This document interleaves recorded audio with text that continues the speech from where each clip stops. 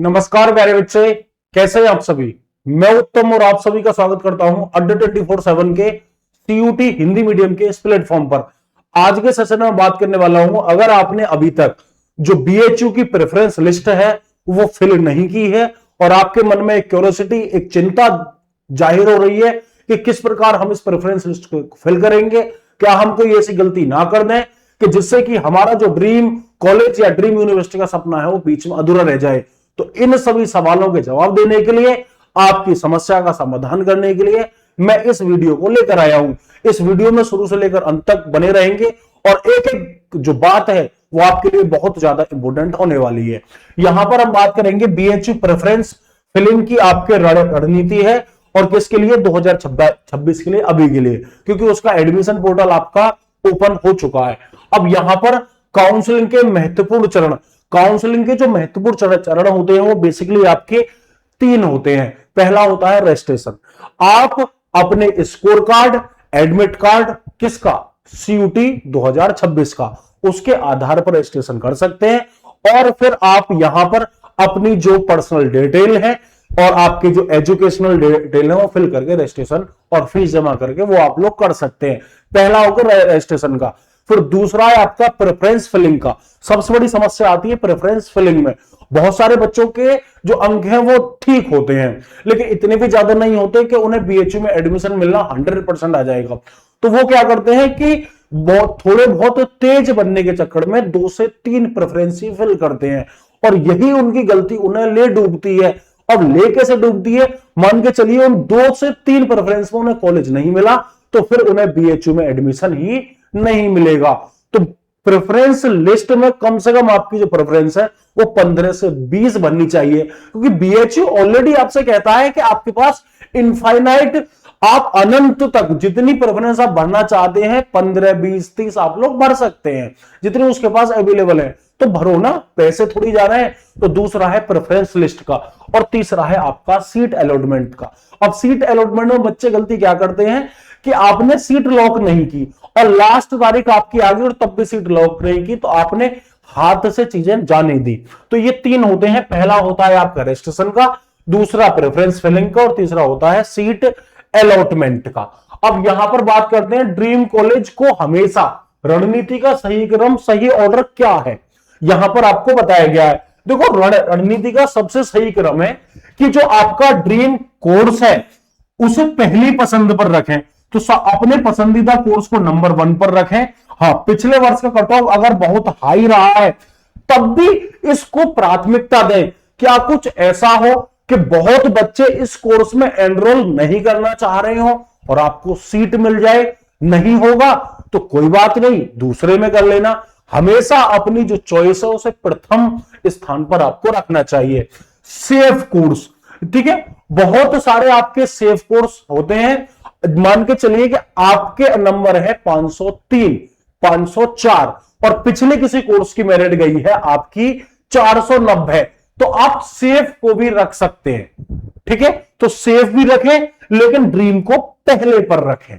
यहां पर आप लोग रणनीति के बारे में #2 रणनीति है मेन कैंपस वर्सेस आपकी एफिलिएटेड कॉलेज। तो पहली प्राथमिकता आपको मेन कैंपस में रखनी, यानी FMC faculty of main campus में। फिर आपको गर्ल्स है तो महिला महाविद्यालय में रखनी है हमेशा सबसे ऊपर।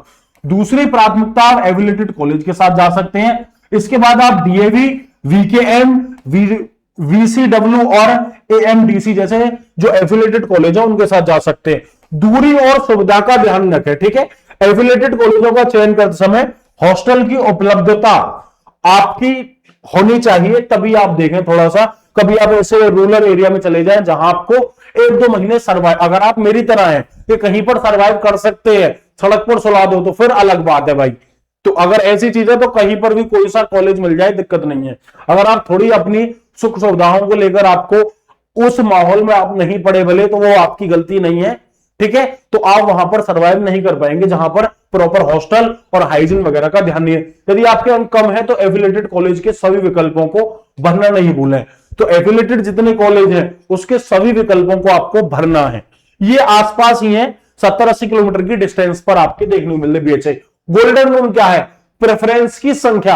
अरे भाई प्रेफरेंस की आपकी संख्या जो है असीमित विकल्प है, तो कोशिश करें कि 15 से 20 आप प्रेफरेंस यहां पर भरे कम से कम। ठीक है, तो प्रेफरेंस को आपको क्या रखना है, लंबा रखना है, और कम से कम 15 से 20 प्रेफरेंस आपको यहां पर रख के चलनी है। ठीक है, ऐसा नहीं कि 3 से 4 में ही आप यहां पर खत्म कर दें। साफ साफ बताया गया है सामान्य गलतियां, चॉइसेस को लॉक ना करना। बहुत सारे बच्चे क्या करते हैं कि जो उनकी चॉइसेस होती हैं उन्हें लॉक नहीं करते। अब लॉक नहीं करेंगे तो वो उनका टाइम चला जाएगा और दूसरे व्यक्ति को वो अलॉट कर दिया जाएगा। ठीक है, गलत सब्जेक्ट मैपिंग आप लोगों को बिल्कुल नहीं करनी है।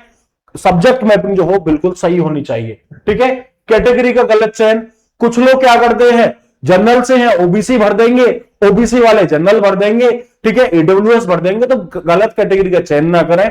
अगर आप ओबीसी से आते हैं, ईडब्ल्यूएस से आते हैं, तो आप मेक श्योर करें कि आपका जो कास्ट सर्टिफिकेट है वो 1 अप्रैल 2026 के बाद का हो, वित्तीय वर्ष का, और सभी बनवा लें तो बहुत अच्छी बात है। ठीक है, डुप्लीकेट सब्जेक्ट का चयन करें, ठीक है, लेकिन सोच समझकर वरीयता दें। ठीक है, चलिए अब यहां पर आपको अनुमानित कट ऑफ देखो, बीएससी एग्रीकल्चर की जो अनुमानित कट ऑफ है जो बताई गई है, सुरक्षित स्कोर 600 स्किल आउट ऑफ 750। अब 750 कैसे बना है, एक डोमेन है, एक लैंग्वेज है और एक जीएटी है, तो इस तरीके से 750 आपकी कट ऑफ बनी है। तो बीएससी एग्रीकल्चर बीकॉम की आपकी 580 है, बीएससी की आपकी 485 570 है, बीए की आपकी कंपटीशन के आधार पर आपकी भिन्न हो सकती है 800 सोशल में। कल को आप मुझे गालियां मत देना कि आपने इतनी कट ऑफ बनाई थी, अनुमानित है और ये आपकी गलत भी हो सकती है। मैं बिल्कुल पक्ष में नहीं हूं कि ये मेरी कट ऑफ जो है बिल्कुल सही है। ठीक है, सीट अलॉटमेंट, आपको सीट अलॉट हो गई और उसके बाद आपके पास कुछ विकल्प है। फ्रीज, फ्रीज का सीधा सीधा मतलब होता है कि आप इस सीट से संतुष्ट है और आपको कोई भी काउंसलिंग में नहीं जाना, कोई भी दिक्कत नहीं करनी, तो आप सीट को फ्रीज कर सकते हैं। अपग्रेड, अपग्रेड में क्या है कि आपको सीट तो अलॉट हो गई है लेकिन आपको सेकंड काउंसलिंग में जाना है, तो आप इस सीट को अपग्रेड कर सकते हैं। तो ये सीट आपको सुरक्षित रहेगी, लेकिन समय रहते इस सीट को लॉक कर लेना अगर दूसरी काउंसलिंग में नंबर नहीं आए, नहीं तो ये भी हाथ चली जाएगी। कभी कभी आप फीस न भरने के कारण भी अपनी जो सीट है उसे खो देते हैं। अगर आपको एडमिशन लेना है तो फीस जरूर भरें, नहीं तो कोई बात नहीं। जयराम जी की बात समझ में आ रही है। अब यहां पर महत्वपूर्ण तिथियों के बारे में बात कर ले रहे हैं। 9 जुलाई वह दिन है जब बीएचयू का एडमिशन पोर्टल आपका ओपन हुआ था और 25 जुलाई इसकी क्या होने वाली है, लास्ट डेट यहां पर होने वाली है। ठीक है, चलिए तो समर्थ पोर्टल नहीं है, इसका पोर्टल है सीएपी। ठीक है, चलिए तो सीएपी सेंट्रलाइज्ड अलॉटमेंट पोर्टल है इसकी फुल फॉर्म। दूसरा है अगस्त का पहला सप्ताह। अगस्त के पहले सप्ताह में क्या होगा, करेक्शन विंडो खुलेगी। अगर वैसे तो कोई गलती मत करना, गलती कर दी है तो अगस्त के पहले सप्ताह में आप लोग कर। अगस्त का दूसरा सप्ताह, ठीक है, पहली सीट अलॉटमेंट लिस्ट आएगी और फीस जमा करने की क्या होगी, शुरुआत होगी। अब अगस्त का अंतिम सप्ताह कॉलेज में फिजिकल रिपोर्टिंग है, डॉक्यूमेंट्स वेरिफिकेशन है और कक्षाएं प्रारंभ हो जाएंगी। तो अगस्त के दूसरे अंतिम सप्ताह में ये सारी चीजें आपकी यहां पर हो जाएंगी। आगे बात कर लेते हैं अंतिम चेकलिस्ट। तो आपको क्या करना है, फॉर्म को लॉक करना है, स्क्रीनशॉट लेना है और समय समय पर जो है पोर्टल है उसे आपको चेक करते रहना है। यहां तक जो इंपोर्टेंट जानकारी थी वो मैंने सभी आपको दे दी है। आई होप आपको समझ में आया होगा कैसे आपको जो बीएचयू की प्रेफरेंस लिस्ट है वो आपको यहां पर भरनी है। दूसरी बात है यहां पर कर लेते हैं हम लोग अड्डा 24/7 का जो आपका काउंसलिंग बैच है उसे आप परचेज कर सकते हैं, क्योंकि वहां पर आपको एक मेंटर मिलेगा जो आपको हर एक स्टेप पर गाइड करेगा। वो आपको ये भी बताएगा कौन सा कॉलेज, कौन सा कोर्स पहली पे, कौन सा दूसरी पे, कौन सा प्रेफरेंस तीसरी पे, चौथी पे, पांचवी पे। वो आपको 15 से 15 और 20 अगर आप प्रेफरेंस बनना चाहते हैं तो 20 प्रेफरेंस के नाम बताएगा। हर स्टेज पर आपको काउंट करना होगा। उसके लिए आप क्या कर सकते हैं, जो काउंसलिंग बैच है वो पिंच कर सकते हैं।